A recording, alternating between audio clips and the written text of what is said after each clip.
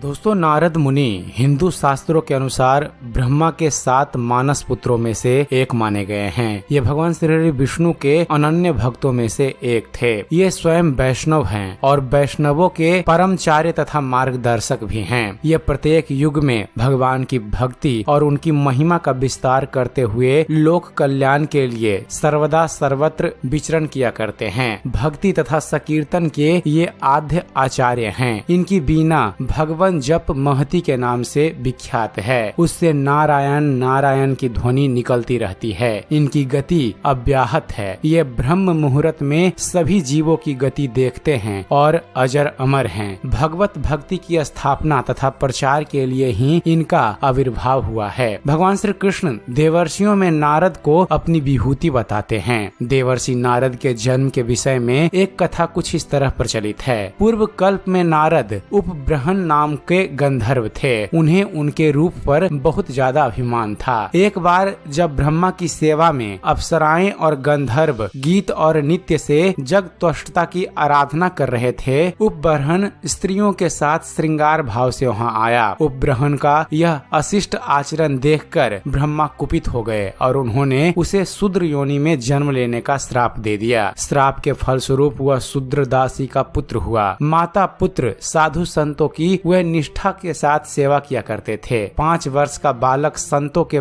पात्रों में बचा हुआ जूठा अन्न ग्रहण करता था, जिससे उसके हृदय के सभी पाप धुल गए। बालक की सेवा से प्रसन्न होकर साधुओं ने उसे नाम जाप और ध्यान का उपदेश दे दिया। शूद्रा दासी की सप्रदंश से मृत्यु हो गई। अब नारद इस संसार में अकेले रह गए। उस समय इनकी अवस्था मात्र 5 वर्ष की थी। माता के वियोग को भी भगवान का परम अनुग्रह मानकर ये अनाथों के नाथ दीनानाथ का भजन करने के लिए चल पड़े। एक दिन वह बालक एक पीपल के वृक्ष के नीचे ध्यान लगाकर बैठा हुआ था कि उसके हृदय में भगवान की एक झलक विद्युत रेखा की भली भांति दिखाई दी और तत्काल अदृश्य हो गई। उसके मन में भगवान के दर्शन की व्याकुलता और ज्यादा बढ़ गई, जिसे देखकर आकाशवाणी हुई, हे दासी पुत्र, अब इस जन्म में फिर तुम्हें मेरा दर्शन नहीं होगा। अगले जन्म में तुम मेरे पार्षद रूप में मुझे पुनः प्राप्त करोगे। समय बीतने पर बालक का शरीर छूट गया और कल्प के अंत में वह ब्रह्म में लीन हो गया। समय आने पर नारद जी का 5 भौतिक शरीर छूट गया और कल्प के अंत में यह ब्रह्मा जी के मानस पुत्र के रूप में अवतीर्ण हुए। दोस्तों, देवर्षि नारद वेद व्यास, वाल्मीकि तथा महाज्ञानी सुखदेव जी महाराज आदि के भी गुरु हैं। श्रीमद् भागवत